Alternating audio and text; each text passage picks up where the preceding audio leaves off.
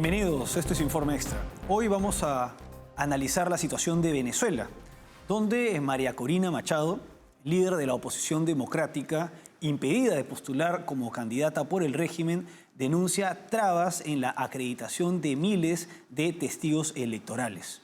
Veamos sus declaraciones. Y lo que está pasando en este instante es que el régimen, a través del CNE, pretende impedir que nuestros testigos tengan sus acreditaciones, sus credenciales para poder hacer su trabajo a partir de este viernes 26 de julio en la instalación de las mesas. Hoy, el sistema del Consejo Nacional Electoral no está permitiendo la acreditación masiva, ni siquiera con la individual a nivel de las localidades. Ustedes saben muy bien que el periodo para postulación de testigos comenzó el 28 de junio y al día siguiente tuvimos la primera organización con la tarjeta de la Mesa de Unidad Democrática que postulamos el 99% de los testigos principales en su país. Casi un mes después, hoy nuestros testigos no pueden imprimir sus credenciales para poder hacer su trabajo. Entonces, fíjense, ¿qué es esto? ¿Qué significa esto? ¿Qué significa una elección donde un candidato no pueda tener sus testigos en la mesa? Pero es que además ha sido atropello tras atropello. Bueno, en una nueva maniobra para impedir el desarrollo normal de elecciones con garantías democráticas, el régimen de Nicolás Maduro viene obstaculizando la acreditación de miles de testigos electorales. ¿Quiénes son los testigos electorales? Se trata de ciudadanos inscritos ante el registro electoral que en representación de un determinado partido se encargan de verificar que el escrutinio sea adecuado, que se respete en mesa los resultados electorales.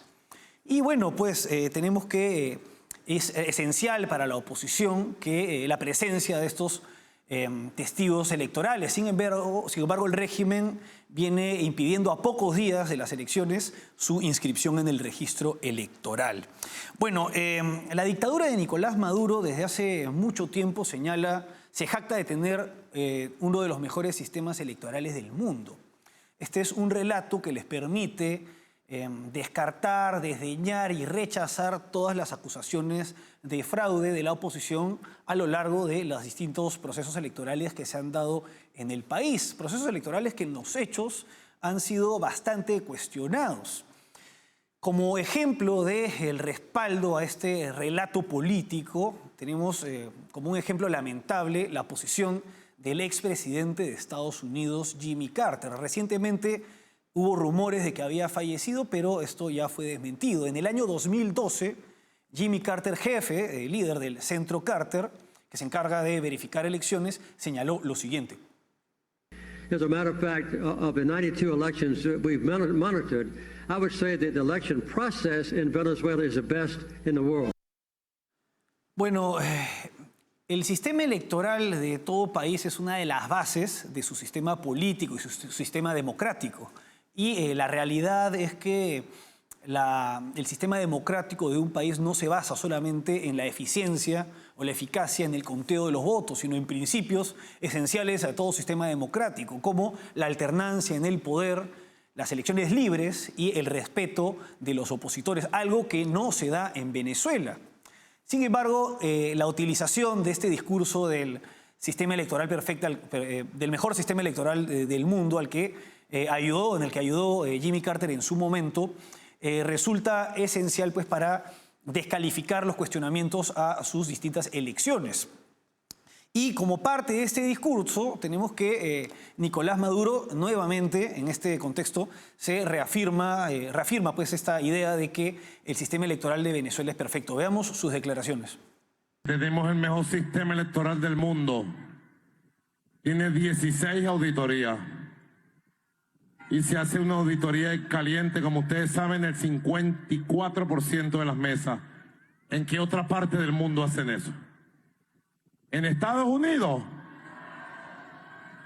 es inauditable el sistema electoral. En Brasil no auditan ni un acta. En Brasil. En Colombia no auditan ni un acta. En Venezuela auditamos en caliente, en la mesa, el 54%. Bueno, el dictador se jacta de tener el mejor sistema electoral del mundo y además compara su sistema electoral con el de otros dos países que se encuentran dentro del eje de regímenes del socialismo del siglo XXI, como es el caso de Colombia y de Brasil. Y esto no es casual. Recordemos que hace unos días el presidente de Brasil, Luis Ignacio Lula da Silva, instó a Nicolás Maduro a respetar los resultados de las elecciones de este domingo. Y además, hace unos meses, tanto Lula como Petro, el presidente de Colombia, suscribieron un acuerdo, una declaración conjunta en la que señalaban, entre otras cosas, la importancia de que en Venezuela se mantenga el diálogo dentro de los marcos del Acuerdo de Barbados, un acuerdo vulnerado desde el inicio por la dictadura de Nicolás Maduro. Y además de ello, ambos presidentes protestaron en su momento cuando se bloqueó la inscripción como candidata de Corina Lloris. Al respecto, Lula señaló que no tiene explicación jurídica ni política prohibir a un adversario ser candidato.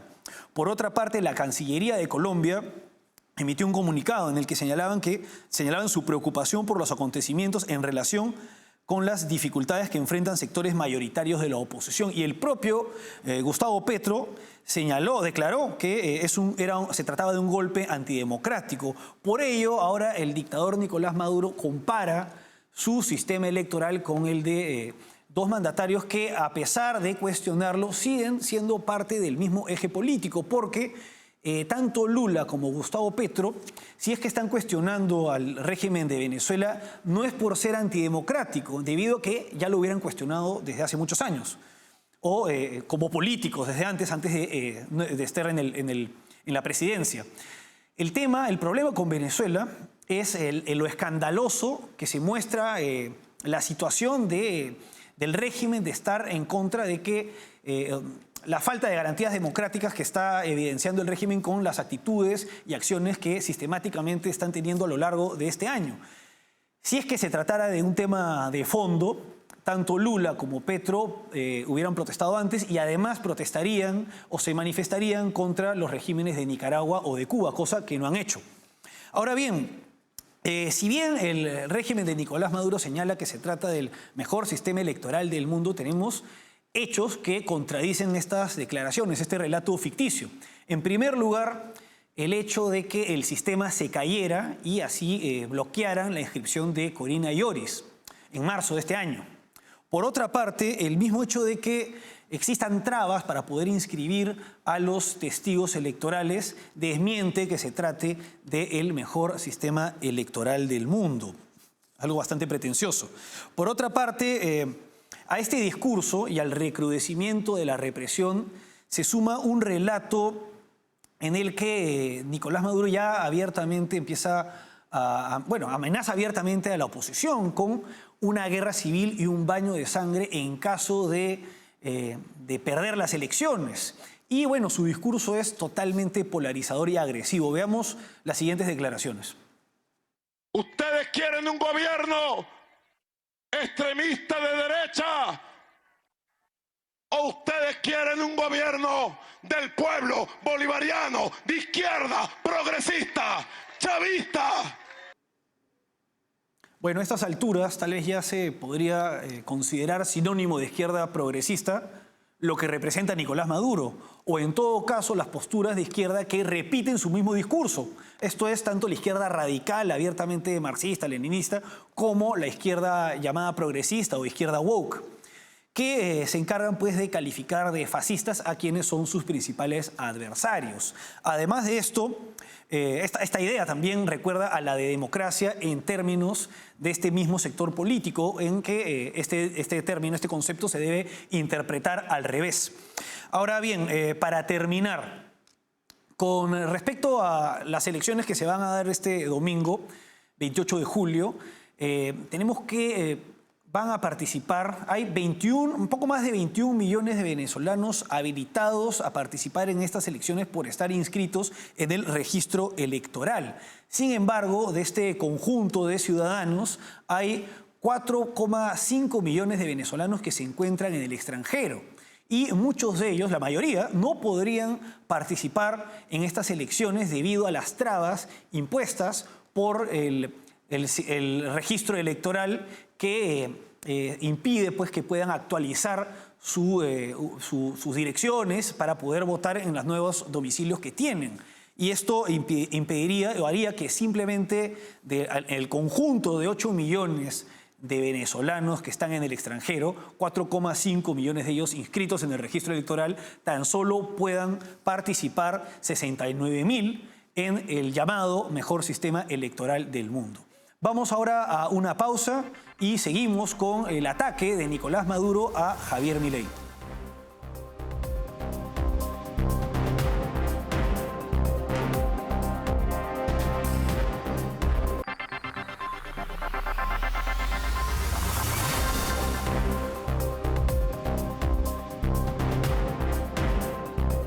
Seguimos en Informe Extra. El dictador Nicolás Maduro, en medio de su discurso polarizador de campaña, ha insultado al presidente de Argentina, Javier Milei, cuyos logros en materia económica contrastan con el desastre de la Venezuela chavista, régimen dictatorial y empobrecedor que ha ocasionado el éxodo de más de 8 millones de venezolanos. Veamos las declaraciones del dictador. Ustedes quieren que pase en Venezuela lo que está pasando en Argentina. Quieren que Venezuela se convierta en el desastre social de la Argentina de Milei. Ese Milei es uno de estos extremistas. Yo en estos días dije y él se puso bravo, pero yo lo que dije es la verdad. Ese Milei es un malparido nazi fascista. Es un malparido que le está pasando la motosierra a los trabajadores, a las trabajadoras. Que entregó las Islas Malvinas como estos quieren entregar el Esequibo. Entonces él se puso bravo. Me sabe a casabe Milei. Pero la verdad es la verdad. Bueno, el gobierno de Javier Milei ha logrado alcanzar 0 en inflación. Además, es un presidente bastante popular que ha logrado también acabar con el déficit después de varios años en que el Estado argentino gastaba mucho más de lo que recaudaba. Además, ha logrado varios meses seguidos de superávit. Sin embargo, el dictador Nicolás Maduro habla después del desastre en Argentina. Ahora bien, es nuevo que lo califiquen de malparido, pero no sorprende en vista de que el dictador Maduro es una persona que es huérfano de argumentos. Lo que no es nuevo es que se califique a Javier Milei de fascista. Y esto es parte de un relato promovido tanto por la izquierda abiertamente radical como la de Nicolás Maduro, como por la llamada izquierda progresista o izquierda woke, que coincide en este discurso en el que se califica a Javier Milei de fascista. Este discurso, o repetir que Milei es fascista, puede obedecer a la ignorancia o a un intento de resignificar el concepto de fascismo. Ahora bien, ¿es verdad qué sustento tiene señalar que Javier Milei es fascista? La realidad es que Milei, al ser un presidente proclamadamente liberal, libertario, es totalmente contrario al fascismo, en vista de que el fascismo tiene como característica esencial el estatismo. Y Javier Milei postula la reducción del Estado. Y además de esto, habría que considerar qué mandatario tiene más características fascistas, si Javier Milei o el propio Nicolás Maduro. Al respecto, el fascismo tiene como visión del Estado, como proyecto económico y social, el llamado corporativismo, que es la visión del Estado como una suerte de cuerpo en la que se articulan como si fueran sus órganos a los sindicatos, las empresas y el gobierno en un proyecto común, algo contrario a lo que estaría buscando hacer Javier Milei. Además de esto, la postura, la visión económica que tiene Milei es la de la economía de mercado, el respeto de la propiedad privada, la iniciativa privada, y en su visión política tenemos que él defiende la democracia liberal, también llamada democracia representativa, que se basa en general en elecciones libres, alternancia en el poder, democracia, respeto de las libertades civiles y políticas. En el caso de Nicolás Maduro, ¿qué elementos tiene que coinciden con el fascismo? Para empezar, se trata de un régimen bastante estatista, es militarista, reprime a la oposición, además es contrario a la democracia representativa, y otra característica que llama la atención es el llamado irredentismo, que es la reivindicación de los llamados territorios irredentos, mientras que la Italia fascista buscaba que reivindicaba territorios que no se le habían entregado a Italia tras la Primera Guerra Mundial, conflicto en el que Italia estuvo en el bando vencedor. La Venezuela chavista reclama el Esequibo. Y del mismo modo, pues, que Mussolini entregaba dinero a, proyectos políticos similares al suyo, por ejemplo, el de Primo de Rivera en España. En el caso de la Venezuela chavista han entregado y derrochado petróleo a distintos regímenes del socialismo del siglo XXI. Sin embargo, para la dictadura de Venezuela los fascistas son otros. Al respecto, veamos la respuesta que dio el gobierno de Javier Milei en palabras de su vocero, Manuel Adorni. Repudiar las declaraciones del dictador Maduro hacia el presidente argentino, donde lo calificó de malparido, nazi y fascista. Recordemos que el dictador Maduro expulsó a millones de venezolanos de su país, fue denunciado por persecución y detención de opositores, denunciado por torturas y además cerró el Congreso, así que habría que preguntarse quién es quien efectivamente se parece más al régimen nazista. En ese sentido, la Cancillería Argentina comunicó a la Corte Penal Internacional la reincorporación de la Argentina a la remisión sobre la situación respecto a los derechos humanos en la República Bolivariana de Venezuela. Recordemos que el gobierno de Alberto Fernández había retirado a la Argentina en el 2021 pese a las barbaridades que se perpetraron en territorio venezolano.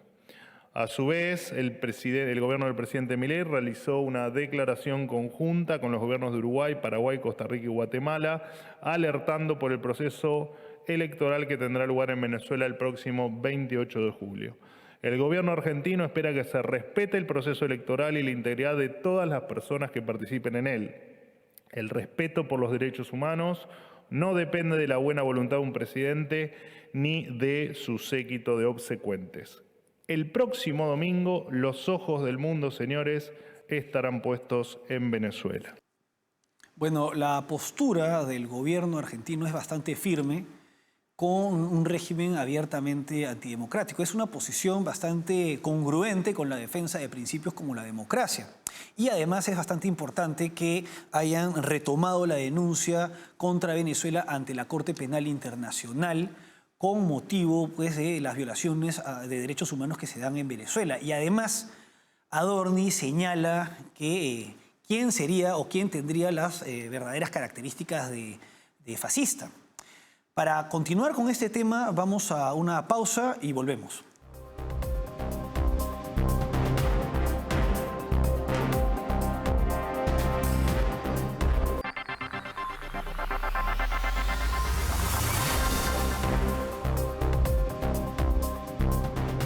Seguimos en Informe Extra. En esta edición hemos analizado el discurso del régimen de Nicolás Maduro en el contexto de las elecciones para el próximo 28 de julio. Un discurso en el que polariza a la sociedad y califica de fascistas a sus adversarios, tanto a nivel interno como a nivel externo, como es el caso del presidente de Argentina, Javier Milei, a quien el régimen o el propio Nicolás Maduro directamente califica de malparido y de fascista y de nazi. Al respecto, también hemos analizado las características del fascismo que son las características que comparte el fascismo con el régimen de Nicolás Maduro, tanto incluso desde tiempos de Hugo Chávez. Y sobre este punto habría que recordar otro aspecto esencial del fascismo, que es el culto a la personalidad.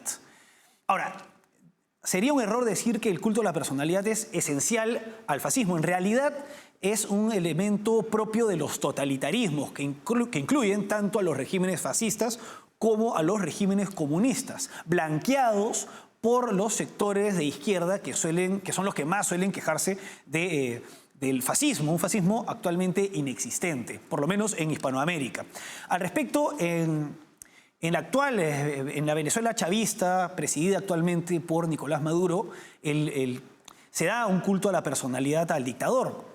Tenemos que a través del canal de televisión nacional, el canal oficial, un canal que es de todos los venezolanos, se ha transmitido un dibujo dirigido a los menores de edad en el que se pone a Nicolás Maduro como una suerte de superhéroe. Y esto es culto a la personalidad, evidentemente. Por otra parte, Nicolás Maduro sigue la línea de su antecesor, Hugo Chávez, en esta idea pues, del culto a la personalidad del líder. Veamos sus declaraciones. Soy un hombre de izquierda, progresista. Tuve al más grande maestro que pueda tener un ser humano, que fue mi maestro y mi padre. Nuestro gigante, el comandante supremo, Hugo Rafael Chávez Frías. Maestro y padre. Bueno, maestro y padre. Esto evidencia pues, un culto a la personalidad que Nicolás Maduro actualmente trata de replicar. Pues, tenemos como el ejemplo de este dibujo de Superbigote. Como muestra también del culto a la personalidad establecido en la Venezuela chavista desde antes, veamos pues, este spot de la última campaña presidencial del dictador Hugo Chávez. Daré tu nombre a cada hogar, mi comandante Chávez, mi presidente, yo quiero más Mi comandante, mi presidente, siempre te voy a amar, es lo que dice el coro de este spot publicitario, siempre te voy a amar. Ellos se quejan del fascismo, pero este culto a la personalidad recuerda los peores tiempos del fascismo. Por ejemplo, en la Alemania nazi se educaba y adoctrinaba a los niños en el amor a Adolf Hitler. Y tenemos pues que ahora, en el caso de Nicolás Maduro, se transmite para los niños un dibujo animado en el que se le ve como un superhéroe, y en la época cuando Chávez estaba vivo se hablaba del amor a Chávez, pero ellos son quienes hablan de fascistas para referirse a sus opositores, cuando la realidad es que no se trata de fascistas, sino adversarios que se posicionan en defensa de principios esenciales de la democracia, como las elecciones libres, la transparencia de los actos del gobierno y el respeto de los derechos civiles y políticos, algo que se viene vulnerando cada vez con mayor descaro en la Venezuela actualmente presidida por el dictador Nicolás Maduro. Y estas elecciones serán determinantes para la consolidación, tal vez definitiva, de un régimen abiertamente antidemocrático o para una transición democrática que sería bastante complicada en vista de que el régimen tiene de su lado todas las armas, el ejército, y además el nuevo mandato se iniciaría en enero del próximo año. Bueno, hasta aquí Informe Extra. Gracias por acompañarnos.